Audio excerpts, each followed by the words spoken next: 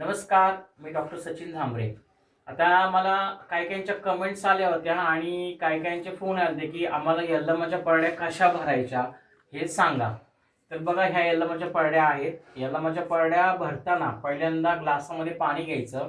पाण्यामध्ये बोटं असे पाणी घ्यायचं, हाताला बोटं बुडून, आणि पहिल्यांदा ह्या जो परशुराम आणि परडी असते त्याला हे पाणी लावून घ्यायचं.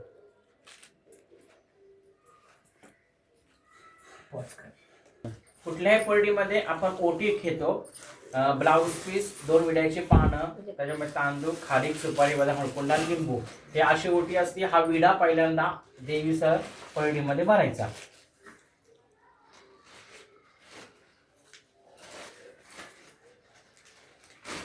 तसेच आपण मग जो परशुराम असतो यल्लमाच्या पळडीमध्ये, त्या परशुराममध्ये आपण तांदूळ भरतो. म्हणजे पळडीमध्ये तांदूळ भरायचे. दोन्ही हाताने जेवढे तांदूळ बसतील तेवढे आपण तांदूळ भरतो. आपण नारळही पळडीमध्ये ठेवतो. नारळ प्रत्येक पळडीमध्ये भरतातच. म्हणजे हे बघा, हे असे नारळ भरतात. तर यल्लमाच्या पळडीमध्ये भाजीपाला भरतात. तर हे बघा, वांगी, गाजर, काकडीही भरतात. म्हणजे जेवढा भाजीपाला असेल तो सुद्धा भरतात. अशा प्रत्येक पळडीमध्ये आपण ही वांगी भरतोय. यल्लमाच्या पळडीमध्ये वांगी भरतात. असं म्हणतात की यल्लमा ही भाजी, म्हणजे शेतामध्ये भाज्या ज्या होत्या, कांद्याची पात, वांगी, त्या शेतामध्ये लपून बसली होती, म्हणून तिच्या पळडीमध्ये भाजीपाला भरतात. तसेच यल्लमाच्या पळडीमध्ये आंबाडीची भाजी, मेन आंबाडीच्या भाजीचा तिला खूप मान आहे. पळडीमध्येही भरतात आणि अशी तिच्या नैवेद्य बनवतात. आणि कांद्याची पात, आंबाडीची भाजी आणि मेथी हे या पळडीमध्ये यल्लमाच्या भरतात. आणि हो, बऱ्याच ठिकाणी मी बघितलं यल्लमाच्या पळडीवर भरताना आंबाबाईच्या पळडीत पण नाही भरत. तसं करू नका.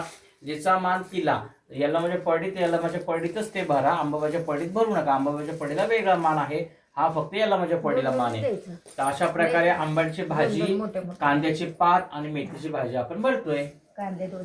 यल्लमाच्या पळडीमध्ये आवळे भरतात, बोरं भरतात आणि उसाचे वाडे सुद्धा भरतात. तर हे आपण आवळे भरतोय. प्रत्येक पळडीमध्ये एक एक आवळा असला तरी चालेल, जसं तुमच्याकडे उपलब्ध असेल.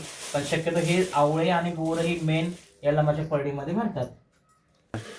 हे सर्व भाज्या भरल्यानंतर पुरणपोळीचा नैवेद्य, जसा हा नेहमी अंबाबाईच्या पळी आपण भरतो, तसं यल्लमाच्या पळीतही पुरणपोळीचा नैवेद्य, वरण भात, वांगबटाची भाजी, मेथीची भाजी, कोरडे उपडे भजी, आणि मेन म्हणजे कानोले सुद्धा. काही काही ठिकाणी कर्नाटकामध्ये कानोले सुद्धा भरतात आणि कानोलीनेच भरतात. तर कानोले सुद्धा ह्या नैवेद्याबरोबर आपण यल्लमाच्या पळीत भरतो. तुम्ही अवश्य कानोले करा.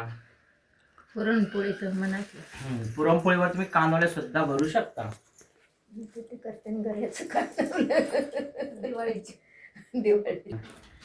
आता आज मार्गशीर्ष पौर्णिमा आहे. तर देवीची बांगडी फुटते. तर बांगडी फोडताना आंबील बनवतात.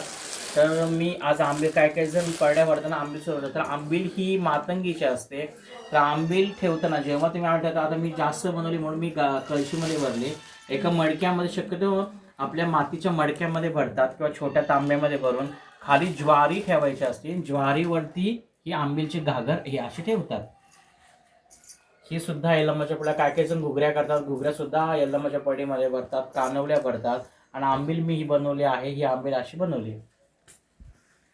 अशा प्रकारे यल्लमाच्या पळड्या भरतात. तर तुम्ही यल्लमाच्या पळड्या भरताना भाजीपाला हा जास्त वापरतात. भाजीपाल्याचं तिच्या फार महत्त्व आहे. कर्नाटकामध्ये सौंदती ह्या गावी सौंदतीची यल्लमा मेन ठिकाण आहे.